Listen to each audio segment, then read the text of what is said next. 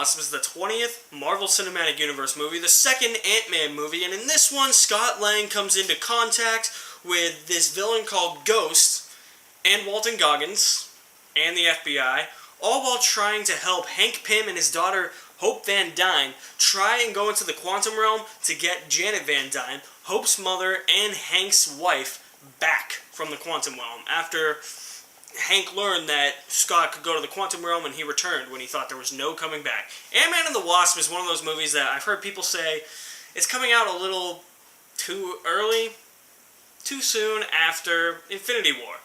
I don't think so. Does this movie feel rushed? No. I did enjoy this movie. I thought it was really fun, it was really entertaining, and just a damn joyride. This is what I want from an Ant-Man movie. Like, I'm not expecting an Ant-Man movie to be like this big, massive, like, oh, blow me away! No, I'm not expecting that type of thing, but I mean, this is really the type of movie you needed after Infinity War, especially after how Infinity War was so heavy, it was so somber, it was emotional, it was gut-wrenching. This plays out more for laughs and fun and just entertainment, and that's what the movie really needed. Paul Rudd really brings it again as Ant-Man. The real star of this movie is Evangeline Lilly as the Wasp. You could even say that she's in the movie more than Ant-Man, which people might be a little disappointed with, but I mean, she really is. Michael Douglas is great again as Hank Pym. Walton Goggins, did he really have to be in this movie? I mean, the same with the FBI guy. I mean, there's I'll get into this more in a minute, but I mean, they're characters that weren't all that necessary. The villain Ghost, played by Hannah John Kamen, or Kaman, I don't know how to say her name. I think it's Hannah John Kamen. She was functional, definitely not Thanos. I would say mid-tier Marvel villains. Like, she's not Malekith level, but she's not Thanos level, obviously. I mean, I wouldn't even say she's Killmonger level, or Vulture level, or Ego level. Just kind of in the middle. You sympathize with her. You understand where she's coming from. You're like, oh, damn, yeah. I feel like that's what Marvel does a really good job at with their villains. You can really sympathize with them, where they're coming from, and why they're doing their evil, villainous deeds. The action is very creative, it's very unique, and it's very fun. I was having a joy just watching the action scenes in this movie. There are some where I'm just like, ha, that shit just happened. That just happened. I mean, there's a lot of unique stuff in here. You get into more of the science stuff with, like, the quantum realm and all these, like, physics and all that, and that's something that I think the first Ant-Man was missing a little bit, because, I mean, honestly, I kind of like this movie better than the first Ant-Man, because I really do enjoy the first Ant-Man, but I think the first Ant-Man kind of played it a little too safe, where it was just like, oh yeah, here, this is how he becomes Ant-Man, here's this villainous business guy, and then they're gonna fight, and I was like, okay, I get that. I mean, you still had some of the quantum realm stuff, but and what made Ant-Man unique was that it was kind of a movie about thieving, but this one, to me, it played more on the science part, and that's kind of what I wanted from the first one, and didn't necessarily fully get, and I really enjoyed that aspect of this film. The supporting cast, you know, I mean, you get Michael Pena back. I mean, he's hilarious, but he doesn't really have much to do until the third act. He's kind of like the Drax guy. He's just kind of there for jokes. I mean, T.I. and the other guy are back. I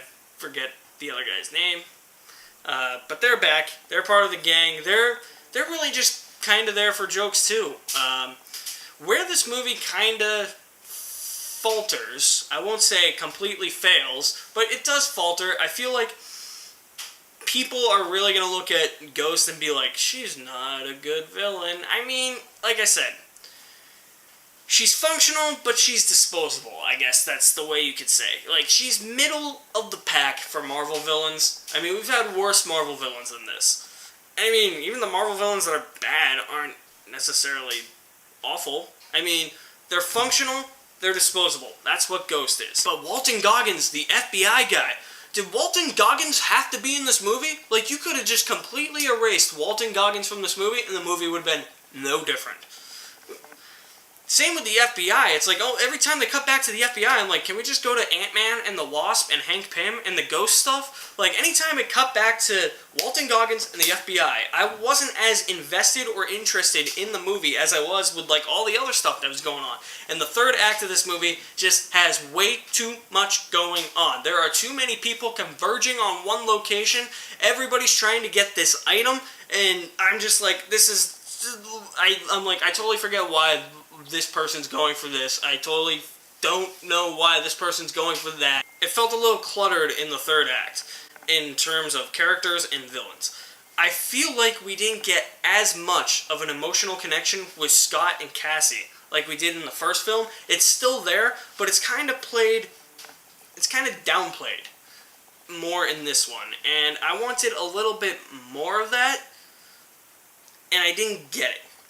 Overall, Ant-Man and the Wasp is a really entertaining, fun Marvel movie. I enjoyed every bit of this. I mean, I think it's probably middle of the tier for Marvel movies. There's definitely better ones, but I mean, it's nowhere near the bottom of the list. I mean, there's 20 of these now. I mean, this is probably like number 9 or 10 in rankings for me. I'm going to give Ant-Man and the Wasp a B+. Guys, thank you very much for watching my review of Ant-Man and the Wasp. I'm sorry I did not get to review Sicario, Day of the Soldado. Schedule conflicts, something came up, had to take care of it. But I will try my best to get an Ant-Man and the Wasp spoiler review to you as soon as possible. You guys are the best. Thank you for watching. I will leave all my links to my social media accounts in the description below. My name is Alex Madden, a certified G and a bona fide stud.